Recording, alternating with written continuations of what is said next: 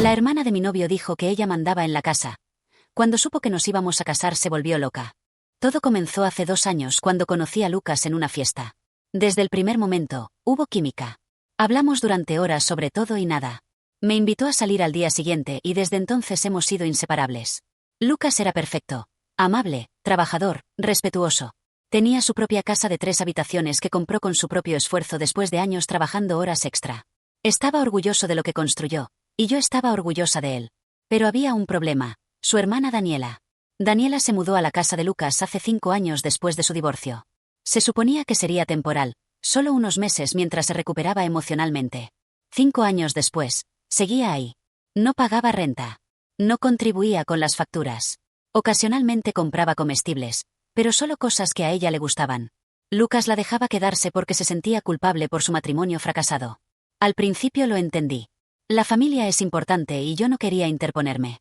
Pero Daniela dejó muy claro desde el principio que me veía como una amenaza.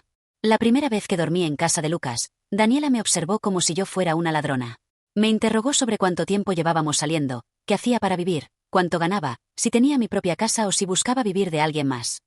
Cada pregunta se sentía como un ataque. Cuando me fui a la mañana siguiente, le dijo a Lucas que yo le parecía rara y que había algo extraño en mí. Él me lo contó después pensando que era gracioso. Yo no me reí. Durante el siguiente año, Daniela intensificó su comportamiento. Reorganizaba las cosas después de que yo limpiaba, como diciéndome que lo hacía mal. Preparaba comidas elaboradas las noches que Lucas y yo teníamos planes para salir, para que él se sintiera culpable por irse. Nos interrumpía constantemente cuando veíamos películas.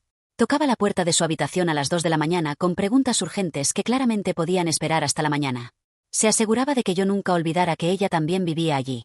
Después de 18 meses, Lucas me pidió que me mudara con él. Yo estaba emocionada hasta que me di cuenta de que Daniela no se iba a ningún lado. Lucas dijo que ella solo necesitaba un poco más de tiempo, que estaba casi lista para tener su propio lugar. Le creí porque lo amaba. Acepté mudarme pensando que las cosas mejorarían eventualmente.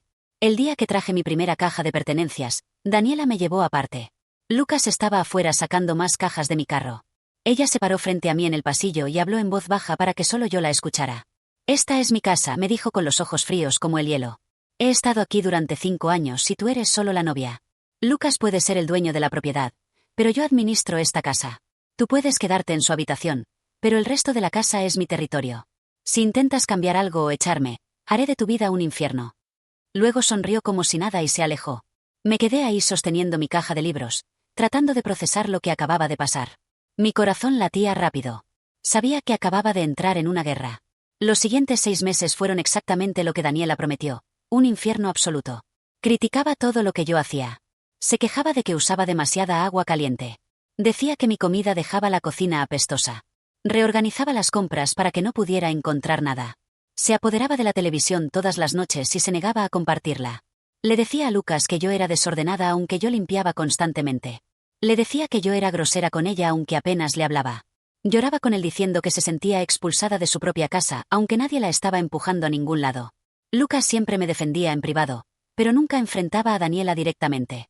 Decía que ella era sensible, que se estaba recuperando del divorcio, que yo necesitaba ser más comprensiva. Le di 6 meses de comprensión. Y luego dije, basta. Comencé mi contraataque. Junté todas las cosas de Daniela que estaban esparcidas por toda la casa marcando territorio y las puse cuidadosamente en su habitación. Cuando se quejó, le dije a Lucas que solo estaba organizando. Él pensó que era razonable. Ella no podía discutir sin admitir que se había apoderado de espacios que no eran suyos. Luego comencé a cocinar todas las noches. Las comidas favoritas de Lucas, listas cuando él llegaba del trabajo. Daniela intentó competir, pero Lucas dijo que se sentía mal comiendo 2 veces. Ella tuvo que comer sola mientras nosotros comíamos juntos. Después creé un cronograma de tareas y lo pegué en el refrigerador. Incluí a Daniela porque vivía allí gratis y debería contribuir con algo. Ella tuvo un ataque. Dijo que yo no tenía derecho a asignarle tareas. Le dije a Lucas que era justo ya que yo contribuía más que ella. Él estuvo de acuerdo y le dijo a Daniela que necesitaba ayudar. Fue la primera vez que estableció un límite con ella. Vi el pánico en los ojos de Daniela. Estaba perdiendo control. El punto de quiebre llegó cuando Lucas mencionó que estábamos hablando de comprometernos. Estábamos en su habitación charlando sobre anillos y fechas cuando escuché los pasos de Daniela detenerse en el pasillo. Ella empujó la puerta sin tocar. Su cara se puso completamente blanca, luego roja como un tomate. Se quedó ahí respirando con dificultad, mirándonos con ojos de pura furia. Luego salió hacia la sala. La seguimos porque no teníamos opción. Se dio la vuelta y me señaló con el dedo tembloroso. Comprometerse será el mayor error de tu vida, Lucas, gritó. Ella solo te está usando por la casa. ¿No lo ves? Lucas intentó calmarla, pero ella siguió gritando. Dijo que yo ya la había expulsado de su propia casa y ahora quería robar a su hermano completamente. Que yo había arruinado todo y lo había puesto en contra de su familia. No dije nada porque sabía que cualquier cosa que dijera empeoraría todo. Eventualmente ella se encerró en su habitación, dejándonos en un silencio tenso. Los siguientes 3 días fueron peores que cualquier cosa anterior. Daniela puso música a las 2 de la madrugada, lo suficientemente fuerte para sacudir las paredes. Justo cuando lograba conciliar el sueño, música pop horrible comenzaba a sonar. Lucas fue a pedirle que bajara el volumen. Ella dijo que no podía dormir y necesitaba música para relajarse. La segunda noche me levanté a las 6 de la mañana para trabajar y descubrí que había usado toda el agua caliente. La ducha estaba helada. No importaba cuánto esperara. Cuando salí del baño, Daniela estaba en la cocina haciendo café como si nada. Me preguntó si había dormido bien con una sonrisita. Me fui al trabajo sin desayunar, temblando de frío y furia. Esa tarde Lucas me llamó diciendo que Daniela le contó que yo estaba diciendo cosas crueles sobre su familia. Pregunté qué específicamente había dicho. Se quedó callado y admitió que Daniela no dio detalles, solo lloró. Ahí fue cuando empecé a tomar notas en mi teléfono. Anoté fechas, horas, exactamente lo que ella hacía o decía. Sabía que eventualmente necesitaría pruebas. 2 semanas después, Lucas me llevó a nuestro restaurante italiano favorito. Parecía nervioso durante toda la cena. Cuando terminamos, extendió la mano y tomó la mía. Dijo que me amaba y quería pasar su vida conmigo. Luego sacó una pequeña caja de terciopelo. Adentro estaba el anillo de su abuela, una alianza de oro simple con 3 pequeños diamantes. Dije que si antes de que terminara de preguntar. No iba a dejar que Daniela controlara nuestra relación. Pero mientras conducíamos a casa tomados de la mano, sentí un nudo en el estómago. Vi a Daniela parada en la ventana de la sala observándonos. De brazos cruzados. Como una villana esperando su momento. Lucas quiso contarle inmediatamente. Le pidió que se sentara en la sala. Me senté junto a Lucas y Daniela se sentó frente a nosotros. Lucas le dijo que estábamos comprometidos. Por un segundo Daniela solo nos miró fijamente. Luego comenzó a llorar. No lágrimas silenciosas, sino enormes sollozos como si no pudiera respirar. Dijo que Lucas la estaba abandonando igual que hizo su exmarido. Que yo lo había puesto en contra de su propia familia. Que no tenía a dónde ir porque no podía pagar para vivir sola. Lucas parecía devastado. Se movió para sentarse junto a ella. Le dijo que nada tenía que cambiar inmediatamente. Que podía quedarse el tiempo que necesitara. Mi estómago se revolvió. Sabía que no podíamos seguir así. Después de 1 hora, Daniela finalmente se fue a su habitación. Le dije a Lucas que necesitábamos hablar seriamente. Me senté y le expliqué lo más calmadamente posible. Yo no seguiría adelante con la boda mientras su hermana viviera ahí gratis tratándome como intrusa. Esta debería ser nuestra casa y yo no me sentía bienvenida en ella. Owen se puso defensivo. Dijo que Daniela estaba pasando por un momento difícil. Pregunté cuánto tiempo debía esperar. No tenía respuesta. Le dije que él había estado evitando esta confrontación durante años y finalmente lo alcanzó. Podía ver el reconocimiento en sus ojos aunque no quisiera admitirlo. Preguntó qué quería que hiciera. Le dije que necesitaba establecer un plazo para que Daniela se mudara y cumplirlo de verdad esta vez. Dijo que lo pensaría. Le dije que pensar ya no era suficiente. La semana siguiente empezamos a buscar lugares para la boda. Yo había marcado algunos como favoritos. Programamos un recorrido virtual para el sábado por la mañana. El viernes por la noche, Daniela anunció que mandaría a arreglar el baño a partir de las 8 del sábado. Lucas preguntó si podía reprogramarlo. Ella dijo que el contratista solo estaba disponible ese fin de semana. Sabía que estaba mintiendo, pero no dije nada. El sábado atendimos la videollamada en el carro de Lucas en el garaje porque los martillazos adentro eran insoportables. La coordinadora del lugar preguntaba si todo estaba bien. Después de eso, Daniela se insertó en todas las decisiones. Pasaba mientras mirábamos lugares y comentaba que parecían muy caros. Programaba ruidos durante cada recorrido. Cuando miramos fotógrafos decía que todos tenían precios excesivos. Dejé de discutir y comencé a documentar todo. 3 semanas después de nuestro compromiso, mi amiga Sofía vino a tomar café. Me contó que encontró a Daniela en el supermercado conduciendo un carro casi nuevo, plateado, caro. Pregunté cuándo y dijo hace 2 días. Yo sabía que Daniela le había dicho a Lucas que no podía comprar carro y tenía que pedir el suyo prestado para mandados. Después de que Sofía se fue, empecé a investigar. Revisé redes sociales y encontré publicaciones de compañeros de trabajo etiquetando a Daniela en un edificio de oficinas elegante en el centro. Busqué la empresa y vi que estaban contratando para su cargo con un rango salarial que hizo que mi estómago se revolviera. Ella estaba ganando más que Lucas. Mucho más. Calculé sus gastos y me di cuenta de que debía tener ahorros significativos. Era perfectamente capaz de pagar su propio lugar desde hacía al menos 2 años. Toda esa historia de no tengo dinero era una mentira gigante. Cuando Lucas llegó a casa, le mostré todo. Los anuncios de trabajo, las publicaciones en redes sociales, mis notas sobre sus gastos. Lucas se sentó a la mesa mirando mi teléfono. Parecía enfermo. Dijo que había estado trabajando horas extra durante meses para cubrir los gastos domésticos. Daniela se hacía la indefensa mientras construía una cuenta de ahorros y conducía un carro mejor que el suyo. El sábado por la mañana me desperté con voces en la sala. Salí y encontré a los padres de Lucas parados allí con Daniela. La madre y el padre me miraron con expresiones decepcionadas. Daniela claramente había estado llorando. La madre comenzó a hablar sobre lazos familiares y ser más comprensiva. Dijo que Daniela estaba pasando por un momento difícil y yo necesitaba mostrar más compasión. El padre dijo que Lucas tenía responsabilidades con su hermana que venían antes que su relación conmigo. Hablaron durante 5 minutos mientras yo me quedaba allí en pijama. Entonces levanté un dedo y fui a buscar mi carpeta. Había impreso todo y lo organicé con pestañas. Regresé y presenté calmadamente mi documentación sobre el comportamiento de Daniela. Les mostré el registro de sabotaje con fechas y horas. Les mostré las evidencias de su situación financiera real, incluyendo capturas del rango salarial y fotos de su carro caro. Les mostré la línea de tiempo del comportamiento creciente desde que me mudé hasta ahora. La expresión de la madre cambió mientras leía. El padre se quedó callado y dejó de mirar a Daniela. Cuando terminaron, la madre miró a Daniela y preguntó si aquello era verdad. Daniela comenzó a llorar de nuevo, pero diferente esta vez. Más desesperada que triste. Dijo que yo estaba distorsionando todo. El padre preguntó sobre el trabajo y el carro. Daniela dijo que eso era privado y no era asunto de ellos. La madre recogió los papeles y le dijo a Lucas que necesitaban hablar en familia. Volví a la habitación y los dejé solos. Esa noche el mejor amigo de Lucas, Mateo, vino para noche de chicos. Fui a casa de Sofía para darles espacio. Cuando llegué alrededor de las 11, ambos todavía estaban sentados a la mesa con botellas de cerveza vacías. Mateo me vio y dijo que debería irse. Lucas le pidió que se quedara. Mateo le contó algo que dijo que todos en el grupo de amigos sabían desde hacía años pero nadie sabía cómo mencionar. Describió cómo Daniela destruyó las 2 relaciones serias anteriores de Lucas a través del mismo patrón. Fabricaba crisis justo cuando las cosas se ponían serias. Se hacía la víctima. Saboteaba planes y creaba conflictos hasta que las mujeres desistían. Mateo dijo que vio eso suceder 2 veces antes de que yo apareciera. Dijo que esperaba que Lucas lo viera esta vez. Pero la manipulación de Daniela se había vuelto más sofisticada. Lucas se quedó completamente inmóvil escuchando que su hermana controlaba su vida personal desde hacía años.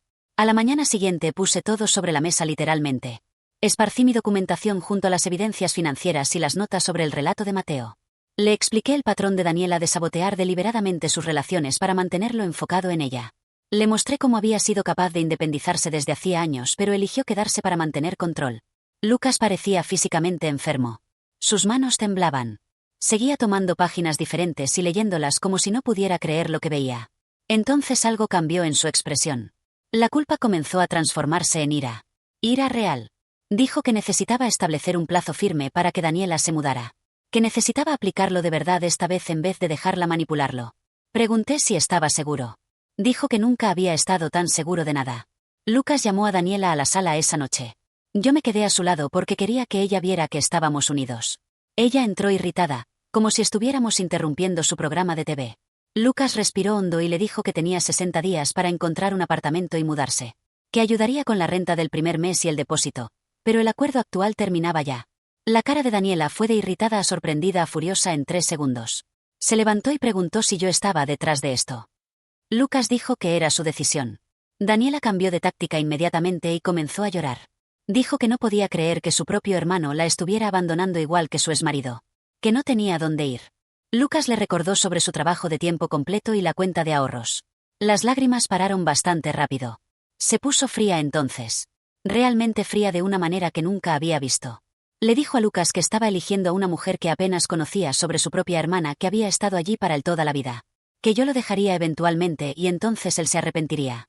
Las manos de Lucas temblaban pero se mantuvo firme. Dijo que el plazo era 60 días y eso era final. Daniela me miró con puro odio. Esto no ha terminado, dijo. Luego salió y azotó la puerta con fuerza suficiente para sacudir los cuadros en la pared. Las semanas siguientes fueron tensas. Daniela parecía aceptar el plazo. Comenzó a buscar apartamentos en línea e incluso fue a ver algunos. Lucas comenzó a relajarse pensando que tal vez ella entendía. Yo permanecí cautelosa. Conocía a Daniela. Estaba planeando algo. Faltando exactamente una semana para el plazo de 60 días, Daniela desarrolló dolores de estómago misteriosos. Salió de su habitación una mañana doblada, gimiendo. Lucas inmediatamente quiso llevarla a urgencias. La observé atentamente y noté que ella espiaba la reacción de Lucas por entre los dedos mientras gemía. Fueron al hospital. 4 horas allí. Los médicos hicieron exámenes y no encontraron nada malo. Daniela volvió con analgésicos y una referencia para especialista. Le dijo a Lucas que no podía concentrarse en buscar apartamento mientras lidiaba con esta crisis de salud. Que necesitaba enfocarse en mejorar primero. Owen parecía dividido. Esa noche sugirió darle más tiempo ya que estaba enferma. Lo miré y dije, no. Le dije que esto era manipulación pura. Señalé lo conveniente que era que esta enfermedad apareciera exactamente una semana antes de tener que irse. Le recordé que los médicos no encontraron nada y que Daniela lo espió para evaluar su reacción. Lucas quería creerme pero podía ver la culpa. ¿Y si ella estuviera realmente enferma? Le dije que no redefiniríamos el plazo por una emergencia que solo aparecía cuando los plazos se acercaban. Daniela fue a urgencias 3 veces más esa semana. Cada visita sin diagnóstico real. Volvía con analgésicos diferentes pero ninguna explicación. Pasaba el tiempo en su habitación gimiendo lo suficientemente fuerte para que la escucháramos. Lucas parecía exhausto. Yo estaba exhausta de ver esta manipulación obvia. El plazo llegó y pasó. Daniela todavía estaba en la casa alegando estar demasiado enferma para mudarse. Lucas no había aplicado el plazo. Yo no podía más. Arreglé una maleta una mañana mientras Lucas estaba en el trabajo. Cuando llegó a casa le dije que me mudaba temporalmente con Sofía hasta que Daniela realmente saliera. La cara de Lucas se puso pálida. Le expliqué lo más calmadamente posible. Le dije que lo amaba pero no participaría más de este ciclo donde se establecían límites y luego se disolvían. Que lo vi retroceder del plazo y entendía por qué, pero no podía quedarme y ver esto una y otra vez. Que cuando Daniela estuviera realmente fuera, yo volvería. Lucas comenzó a llorar. Me pidió que no me fuera. Lo abracé y le dije que era la única manera. Tomé mi maleta y salí. Lloré durante todo el trayecto. Fue lo más difícil que he hecho pero sabía que era necesario. 2 días después Lucas apareció en el apartamento de Sofía. Se veía terrible. Ojos rojos, ropa arrugada, completamente destrozado. Me dijo que fue hasta el final. Le dio a Daniela una semana para salir o iniciaría desalojo formal. Dijo que perderme le hizo darse cuenta de que había estado eligiendo la comodidad de su hermana sobre nuestro futuro por mucho tiempo. Que se cansó de hacer esa elección. Lo abracé fuerte y lo sentí temblar. Me contó todo lo que pasó después de irme. Como los dolores de Daniela desaparecieron en el momento que dijo que el plazo era final. Como ella gritó por horas. Como llamó a sus padres diciendo que él la forzaba a la calle mientras estaba enferma. Como él se mantuvo firme porque no podía perderme. La última semana de Daniela en la casa fue una pesadilla. Volví para ayudar a Lucas y me arrepentí inmediatamente. Lo primero que noté fue olor a cloro viniendo de la lavandería. Abrí la lavadora y encontré toda mi ropa empapada en cloro puro. Cada pieza arruinada, cubierta de manchas blancas y agujeros. Meses de mi guardarropa destruidos. Luego encontramos los rasguños en el piso de madera. Surcos profundos esculpidos en el piso de la habitación principal.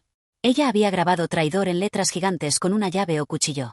Lucas se quedó mirando el daño en su casa, la casa por la que trabajó años para pagar. Pero había más.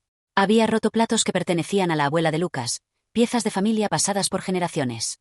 Los dejó rotos en la encimera donde los encontraríamos. Derramó algo pegajoso en el desagüe del baño que lo tapó. Hizo agujeros en paredes. Rompió la cerradura de la puerta trasera. Cada día traía nuevos daños. Lucas documentó todo con fotos. Lo vi fotografiar los platos rotos de su abuela y vi algo cambiar en su cara. Por primera vez parecía genuinamente enojado con su hermana en vez de solo decepcionado. Dijo que había cruzado la línea de manipulación a destrucción maliciosa real. Que esto ya no era duelo o miedo sino crueldad deliberada. La semana terminó y Daniela se negó a irse. Se encerró en su habitación. Lucas se quedó fuera y le dijo que tenía 1 hora para empacar o llamaría a la policía. Ella gritó que no se atrevería. Él tomó el teléfono y comenzó a marcar. Ella abrió la puerta entonces y lo miró como si no lo reconociera. Pero todavía no empacó. Lucas fue a la corte al día siguiente y presentó papeleo formal de desalojo. El funcionario explicó que tomaría otros 30 días y costaría varios cientos en honorarios. Lucas firmó todo y pagó sin dudar. Dijo que debería haberlo hecho meses atrás. Le entregó los papeles a Daniela personalmente. Ella los leyó y se rió. Preguntó si realmente iba a arrastrar a su propia hermana a la corte. Él dijo que sí. Ella dijo que sus padres estarían avergonzados. Él dijo que ellos ya sabían todo y apoyaban su decisión. Eso la hizo dejar de reír. Se puso pálida y se encerró. En los días siguientes Daniela comenzó a llamar a todos. Les decía que Lucas la echaba a la calle mientras estaba enferma. Que yo había robado a su hermano. Publicó mensajes vagos en redes sobre traición. Omitió todos los detalles sobre su comportamiento, su capacidad financiera, la destrucción que causó. Algunas personas creyeron su versión y enviaron mensajes furiosos a Lucas. Otros pidieron su lado y dejaron de hablar con Daniela cuando escucharon la verdad. El drama familiar se extendió y me sentí culpable aunque nada era mi culpa. Mi teléfono sonó una tarde. Era la madre de Lucas. Mi estómago se revolvió asumiendo que llamaba para gritarme. Pero preguntó si podíamos almorzar sin Lucas o Daniela. Acepté cautelosamente. Nos encontramos al día siguiente. La madre parecía más vieja, cansada. Pidió café y luego se disculpó. Dijo que sentía mucho haber tomado el partido de Daniela inicialmente. Explicó que ella y el padre habían estado permitiendo la dependencia de Daniela desde el divorcio porque se sentían culpables. Pensaban que la ayudaban a sanar pero en cambio le impedían seguir adelante. Dijo que ver a Lucas finalmente establecer límites les hizo darse cuenta que necesitaban dejar de rescatar a Daniela de las consecuencias de sus elecciones. Que había hablado con Lucas, vio las fotos de la destrucción y entendió por qué el desalojo era necesario. Que ella y el padre ayudarían con costos de mudanza pero apoyaban la decisión completamente. Esperaba que yo pudiera perdonarlos por no ver la situación antes. Le dije que no había nada que perdonar. Hablamos durante más de una hora. Me abrazó antes de irnos y me agradeció por no renunciar a Lucas. Dijo que él necesitaba a alguien lo suficientemente fuerte para ayudarlo a romper el ciclo. El padre fue a ver a Daniela días después. Se sentó con ella y dijo que él y la madre ayudarían con costos de mudanza pero apoyaban la decisión de Lucas completamente. Que vieron cómo manipuló a Lucas por años y estaban avergonzados por no haber intervenido antes. Que permitir su comportamiento parecía amable pero en realidad había sido cruel porque le impedía construir su propia vida. Aparentemente Daniela le dijo que estaba eligiendo a Lucas sobre ella igual que todos. El padre dijo que estaba eligiendo lo que era saludable para sus dos hijos aunque Daniela no pudiera verlo. Que la amaba pero no la ayudaría más a evitar consecuencias. El camión de mudanzas llegó un martes por la mañana. Exactamente 93 días después de que Lucas le dijera por primera vez que necesitaba irse. 3 meses de manipulación, destrucción, procesos legales y conflicto familiar llevando a ese momento. Profesionales cargaron las pertenencias de Daniela mientras ella supervisaba sin mirarnos. Encontró un apartamento de una habitación al otro lado de la ciudad, pagado parcialmente por los padres y parcialmente por sus propios ahorros que finalmente admitió que existían. En 3 horas todo estaba empacado. Daniela entró al carro sin despedirse, salió del garaje y el camión la siguió. Lucas y yo nos quedamos viendo los vehículos desaparecer. La casa finalmente era nuestra. Solo nuestra. Sin más vigilancia. Sin más manipulación o sabotaje o tensión constante. Lucas comenzó a llorar. No de tristeza o felicidad, sino esa mezcla complicada de alivio, duelo y culpa. Todo al mismo tiempo. Recuperó su casa pero perdió la relación con su hermana en el proceso. Hizo lo correcto pero todavía dolía. Lo abracé en el garaje mientras procesaba todo. Su cuerpo temblaba. Las 2 semanas siguientes fueron difíciles. Lucas seguía dudando de sí mismo, preguntándose si había sido muy duro. Verificaba el teléfono constantemente esperando mensaje de Daniela. Sugerí terapia de pareja para trabajar la dinámica familiar. Owen estuvo de acuerdo inmediatamente. Encontramos un terapeuta especializado en sistemas familiares. Nuestra primera sesión ayudó más de lo esperado. Solo tener un tercero neutral validando que los límites de Lucas eran saludables pareció quitar peso de sus hombros. Comenzamos a renovar la casa. Pintamos la habitación principal de un azul suave. Lucas arranc. Continuar. 19. El piso dañado y lo reemplazamos. Cambiamos muebles. Colgamos fotos nuestras. Al final del mes entrar en esa habitación se sentía completamente diferente. Sin rastro de la ira de Daniela o la tensión que llenaba cada rincón. Lucas comenzó a dormir mejor. Dejó de verificar el teléfono constantemente. Lo atrapé sonriendo mientras doblaba ropa una tarde. Dijo que solo estaba feliz de estar en casa, realmente en casa, por primera vez en años. Renovamos la sala. Movimos el sofá, agregamos plantas, construimos estantes para libros. Reemplazamos cortinas oscuras por otras que dejaban entrar sol.